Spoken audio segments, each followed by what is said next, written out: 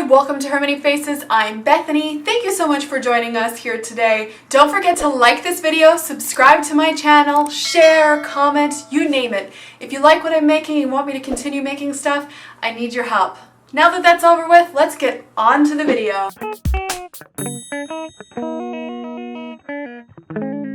I've got something big for you guys. Something really big. Give me a second. Go. Do you see that? This is an Instapot. Oh, that was the French side. Give me a second. Let me retake that. Da da da da da. Do you see that? This box is huge. All right, let me widen the shot.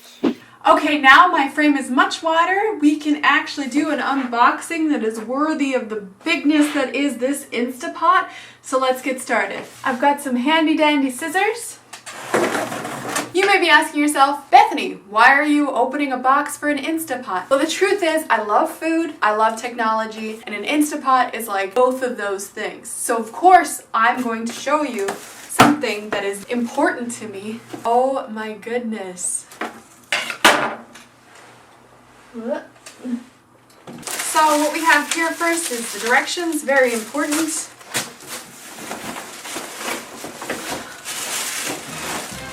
I don't know which one to take out first.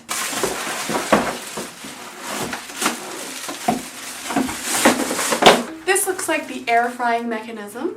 So I assume that once you put it in air fryer mode, this is what would go on top of your Instapot. And then this is just the Instapot and what an Instapot typically looks like. So we already have an Instapot. We use our Instapot for cooking various things like rice. Actually, I think we cook rice almost 2 to 3 times a week. So our main usage is rice, but we've definitely cooked a roast in it, vegetables, spaghetti squash, quinoa. I think we've even done Brussels sprouts in here.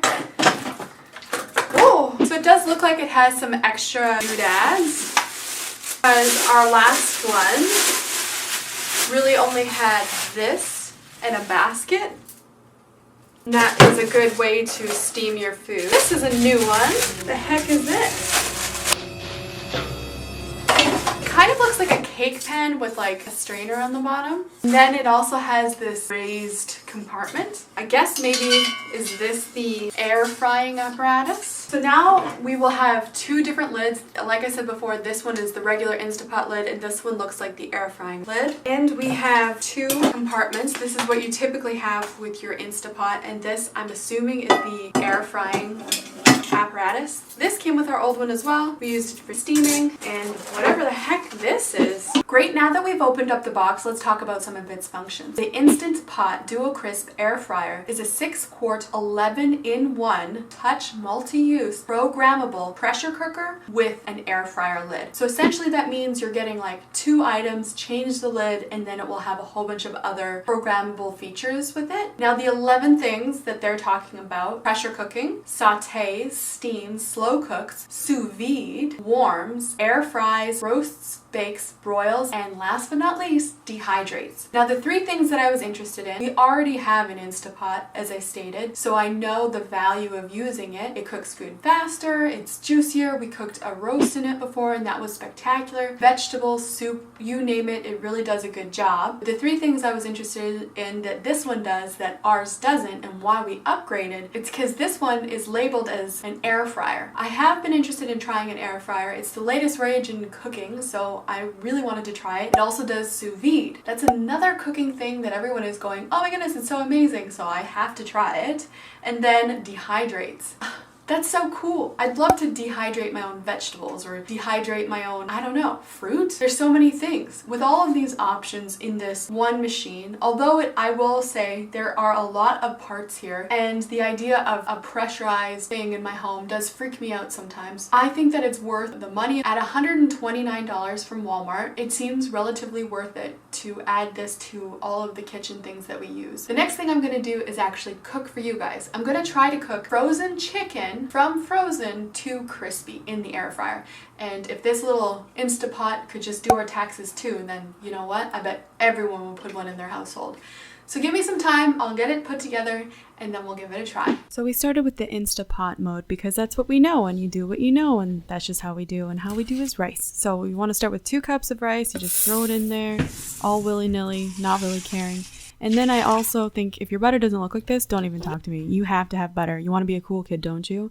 Salt is also a must. Like, what are you doing to your food if you're not putting salt in it? Then you mix it together. You put on the settings. I think we do like 5 minutes or something like that.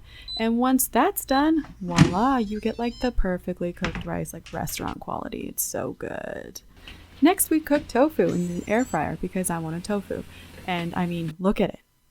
Look at it. It's so good. I'm glad we started with that because tofu seemed like less scary than chicken. For the chicken, I sprayed it down with some canola oil, threw in the frozen chicken pieces. There's about 4 there. They're pretty thin.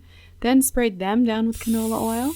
Then we added seasoning, to taste because, salt and pepper. That's really all you need if you're just trying something out. So we put on the lid and we did our best guess of what you're supposed to do with this. And honestly, it wasn't the best first batch, but we gave it a try. And once it set off, we're like, ooh, is that done? And then we flipped it over and we're like, I mean, it looks done. So then we took it out of the pot and we're like, let's just see if it's done. And it was. So yes, the recipe will take some work, but really it cooked in like 12 minutes, which is great.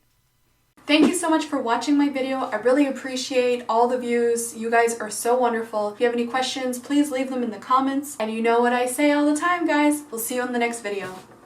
Bye.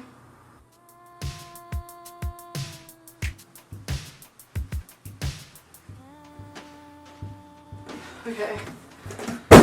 That's something.